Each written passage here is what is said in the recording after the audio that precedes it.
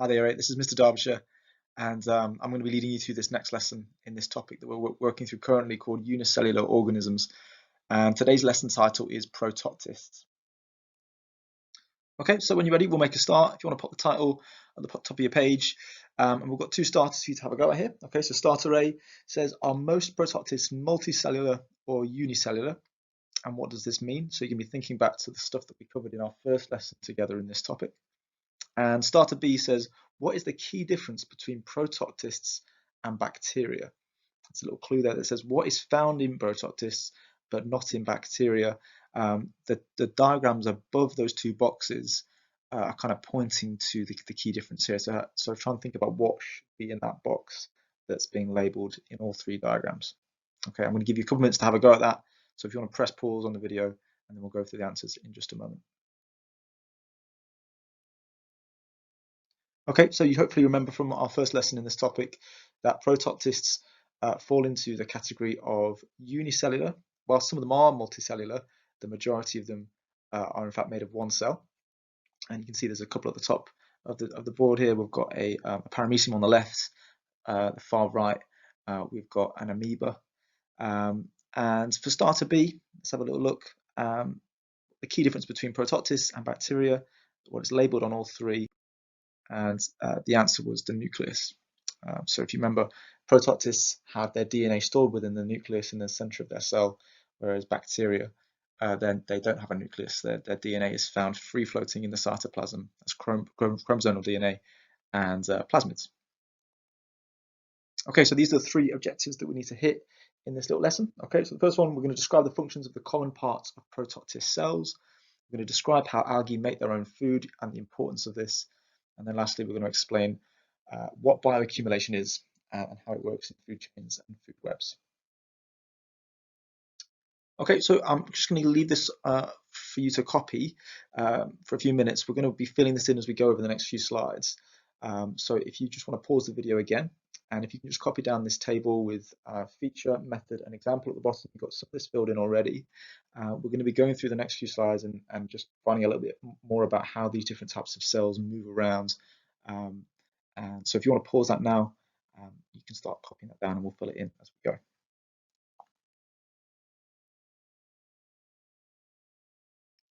Okay, so protoctists are usually unicellular, but come in many different shapes and sizes. You can see there's a paramecium on the board there, and it's on the picture on the right-hand side. You kind of see how it's moving. It has these very, very tiny hair-like structures called cilia that wave backwards and forwards and propel it through the medium that it's traveling through. You can see some other features in the cell diagram on the left-hand side that it's got, things as we'd expect, vacuoles, the nucleus, as we talked about, cytoplasm. But it's also got these cilia around the outside, which are just about visible in that diagram, which wave backwards and forwards to enable it to move. This is an amoeba, and as you can see, this diagram shows the key way in which this particular protoctist moves is not through cilia, but it has these structures called pseudopods. And what it does is it stretches out these pseudopods and then pulls them the rest of the cell towards it. As you can see in this animation at the bottom right hand corner, these pseudopods move forward, stretch forward, and pull the rest of the cell in that direction with it. So you can see a slightly different way of moving than in the paramecium. This is an algal cell under a microscope, quite a high magnification microscope, and you can see straight away that it has these large structures coming out at the top of the image here called flagella, and we'll come across flagella a number of times. This is quite a common feature. You find them in sperm cells and in other lots of different types of microscopic life have flagella, but again, these are structures that will propel it. These long whip-like flagella will propel it through the water and help it to move around. So what I'd like to do on this particular slide here is just to, while we're here, just make a list of all of the organelles that this particular cell has. This is an algal cell, and I want to make a list of all the things that it has in common with a plant cell. So if you go through, have a little look, pause the video again, and make a list of everything that you can see that will also be found in a plant cell.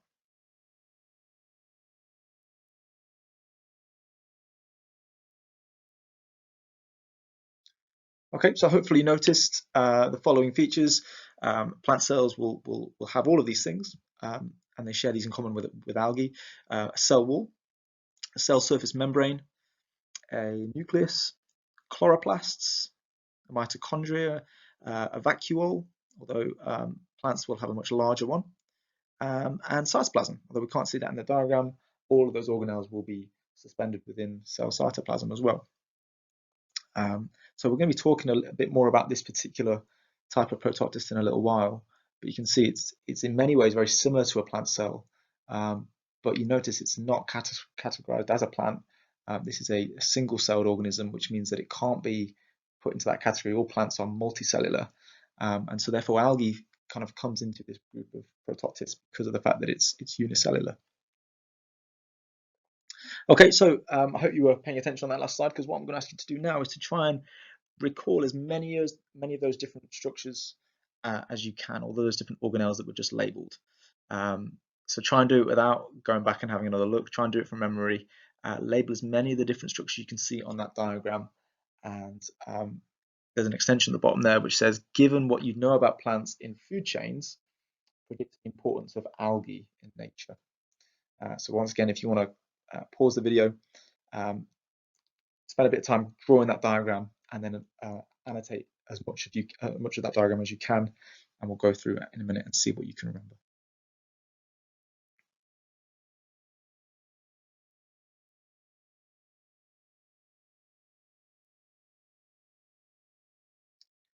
Okay, and there they are again. So you can see it's got its flagella at the top, which enable it to move, and then going around clockwise. Small storage vacuoles for food at the top there.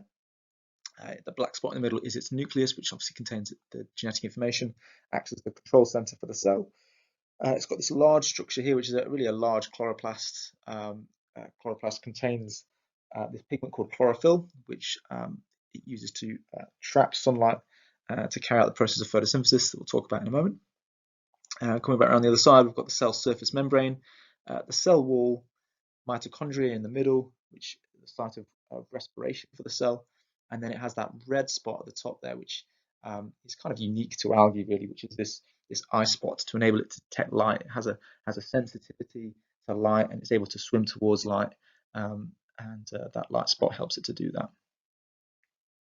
In terms of the extension, well, as we know, plants are massively important in food chains. Their role is of a producer, i.e. that they are the first step of any food chain, that they take the sun's light energy and they use it to convert that energy into food for the food chain, to produce glucose. And algae have a very similar role in many food chains, really important organisms for lots of food chains around the world, and they act as producers in those particular food chains as well.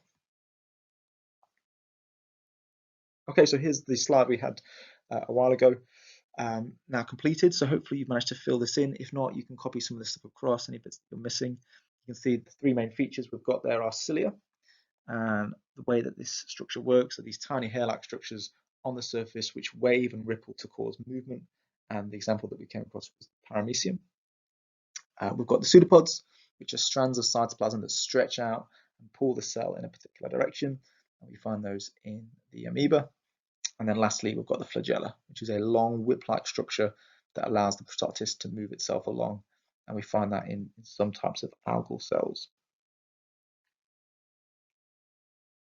Okay, so that's our first objective, really, looking at the basic functions and the functions of the main parts of protoctist cells. So what we're going to go on to talk about now is really focusing on that last particular type of organism we talked about, which is algae, the importance of them in food chains, and how it can also lead to other problems, something called bioaccumulation, which we'll get to at the end. So algae, not the most exciting of living things, but there's a lot to suggest that actually these could be a real solution to a lot of the world's current problems when it comes to global warming and climate change. There's a lot to say that actually algae could be used as a potential biofuel, and a lot of big petrol companies and diesel companies are kind of looking at ways of using algae in the future. But obviously algae, similarly to plants, also have an ability to take carbon dioxide from the atmosphere and store it. And so there's a huge potential there for us to be able to grow massive vats and massive um, areas of algae in the ocean, which enable us to take out huge amounts of CO2 from the atmosphere, which will obviously have a huge impact on global warming and climate change, and could potentially be something that becomes a solution to the problem. So algae are similar to plants in lots of different ways. That they both carry out photosynthesis. They both produce glucose and oxygen from carbon dioxide and water. And here's the word equation for that. If you need the reminder, hopefully you're getting pretty confident with it by now. But carbon dioxide plus water makes glucose and oxygen. Remember, you may also want to put above the arrow there that the presence of light is important. You need to have light available, and underneath you can also write chlorophyll. Those two things are necessary in order for that reaction to take place. So what I'd like to do is have a go at these three quick questions. Okay. So the first one says, in which part of the cell do algae make their food? The second question says, how is aerobic respiration similar and different to photosynthesis? And question 3 says, why is photosynthesis important for animals? Okay, so pause the video, give yourself a few minutes to answer those, and then we'll go through the answers in just a moment.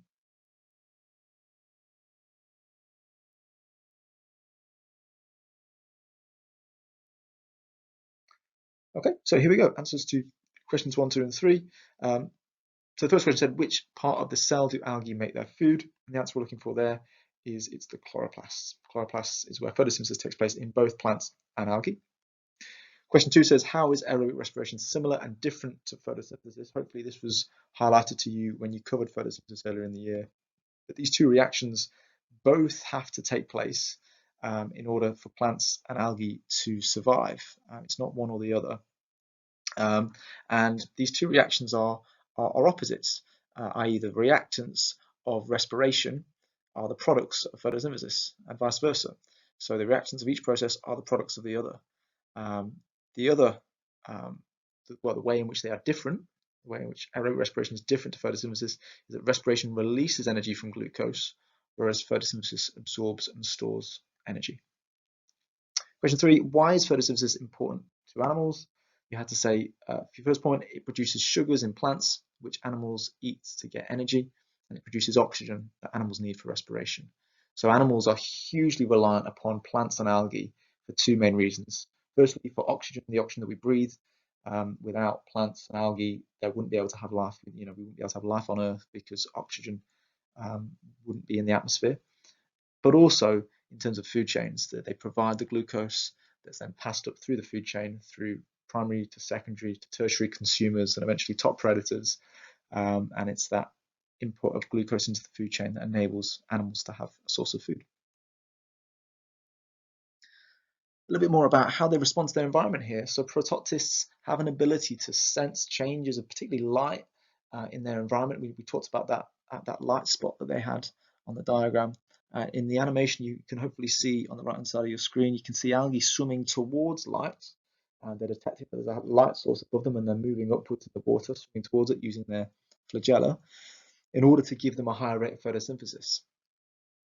But if the light is too bright, it can also damage their cells. And so there's this balancing act here. They kind of swim to the top, they try and get as much light as possible to carry out photosynthesis, as they then sink back down to the bottom when the light becomes too bright. So you see in these cells an ability to respond to their environment and to change their behavior. So another two quick questions here for you. So question 1 says, name 2 resources that amoebae, paramecia, and algae all need from their environment. And question 2, state 1 additional resource that algae need, but the others do not. Can you explain why? So another couple of minutes to have a go at those. If you want to pause the video, and then we'll go for the answers in just a second.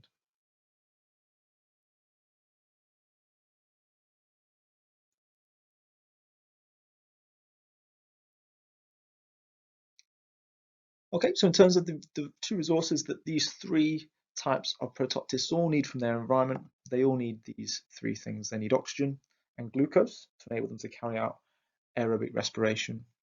And you could also say that they need water. So if you say any of those 3 would be correct. They need water to stay hydrated. In terms of the resource that algae need, but the others do not, we're looking here for carbon dioxide. And this is, as we've talked about already, the fact that algae carry out this process of photosynthesis, and therefore they need a source of carbon dioxide to be able to do that. You could also say sunlight for the same reason. Okay, so we talked a little bit about how algae are slightly different to some of the other types of protoctists, in that they make their own food using the process of photosynthesis. And we're going to just finish off with this this concept of bioaccumulation, which is something that we come back to in year 9. We're going to introduce you to it now and just talk a little bit about how we see this in certain food chains that particularly involve algae. So in order for us to have a look at this process of bioaccumulation, we need to just go back and revisit some of the content that we covered in year 7. In year 7, we learned that plants start food chains by trapping the sun's energy during photosynthesis. In fact, any organism that uses photosynthesis to produce glucose can be a producer in a food chain. So most often those are plants, but they can be algae. And so you can see this is a food chain that begins with algae. In fact, most aquatic food chains start with algae. And you can see in this food chain here, the arrows are showing the direction in which the energy is traveling. The energy found within the algae that it itself is absorbed from the sun's light via photosynthesis is being passed into mussels. That is then passing its energy onto octopus as the octopus eats the mussels, and as the octopus is eaten by the shark, again the energy flows from the octopus into the shark. Algae are really, really small, often microscopically small, and so there are going to be many, many of them in a given food chain, and we can show that using this over here. You can see this is on the right hand side of the screen. You can see a pyramid of numbers, and you can see as we move up the food chain, the number of each organism decreases. So initially a huge amount of algae, and as you go up to a different trophic level, each level of the food chain, you can see the number of each organism decreases. Okay, so when it comes to bioaccumulation, this is a process that we see in food chains where toxins that enter the food chain at a lower level get passed up the food chain and become more concentrated at each stage of the food chain. And so we're going to look at this example here of an aquatic food chain with poisonous algae, damselfish, barracuda, and eventually the top predator being a human being. And in this diagram, you can see superimposed over the pyramid of numbers, you can see these red dots representing toxins being passed from one organism to another. So certain algae in certain ecosystems contain toxins, presumably to prevent organisms from eating them, but these toxins can end up not being broken down within the small fish that eat them and can then be passed on to larger fish. Let's say, for example, each small fish contains 10 molecules of this particular toxin. Let's say a larger fish comes along and eats 10 small fish in a day, where you can very easily see how that is going to be, the effect of that toxin is going to be multiplied. By the end of the day, that particular large fish is going to have 100 molecules of that toxin, and whilst that may not be enough to kill the large fish, a human being will come along and eat a number of large fish, and that can build up to very harmful levels within the human being. So it's often the top predators that suffer. It's only when you get a massive multiplication of this toxin that you see an effect kicking in. In fact, this leads to a serious illness called ciguatera, and this is found in aquatic food chains, particularly around coral reefs. You see this kind of this effect taking place. So again, you can see in this poster here, this is how ciguatoxin enters the food chain, and it enters our diet, essentially. Both herbivores and carnivorous fish become toxic because small fish ingest the toxin and then are eaten by large fish, which then are in turn consumed by humans. So I'm going to leave you with this question to finish off with. The question says, in 2014, Australian fishermen caught a large Spanish mackerel. They ate the mackerel and were soon seriously ill in hospital. Explain what might have happened using 4 to 5 bullet points or a simple diagram. So I'll give you, let's say 5 minutes or so, spend a bit of time on this, try and map out the steps that would have happened that would have led to this particular fishermen becoming seriously ill. And or if you prefer, you can draw a diagram to map that out, and then I'll talk you through what I'd like to see in that kind of diagram. Okay, so in terms of what I'll be hoping to see from your diagrams or your bullet pointed descriptions, the first point would be an algal cell containing the toxin being eaten either by an aquatic organism like a crustacean or a zooplankton perhaps, that then being eaten by a small fish, and the toxin being passed on from that organism to a small fish, and then the mackerel coming along, eating the small fish and getting a larger increase of that toxin, and then eventually that significant increase in toxin being passed on to the human, causing the illness. So you'd want to make sure that in that you've got the correct arrows pointing in the right direction, and you've also got the toxin on your diagram being shown as some form of a coloured spot, and that the concentration of the toxin would increase at every trophic level, every stage of that food chain. So that's the end of today's lesson. As you can see, we've covered those three objectives there. If there's anything that we've covered today that you're not quite happy with, please feel free to drop myself or your science teacher an email or contact them on Frog. I want to make you aware that we are doing Year 8 drop-in sessions. They're on Thursdays, 3 till 4. Myself and Mr. Cowan are running those, so if you want to pop in and ask us any questions about anything you've covered across in this unicellular topic, please feel free to do that. Our next session is going to be on Thursday the 9th of July, 3 till 4 on Teams, and you should get an invite to that. If you want to pop in and come ask us anything about this topic, you'd be more than welcome to do that. Keep going, guys. You're doing really, really well. Not long to go now. Keep up the good work, and we're looking forward to seeing you guys back in school in September. Take care. All the best.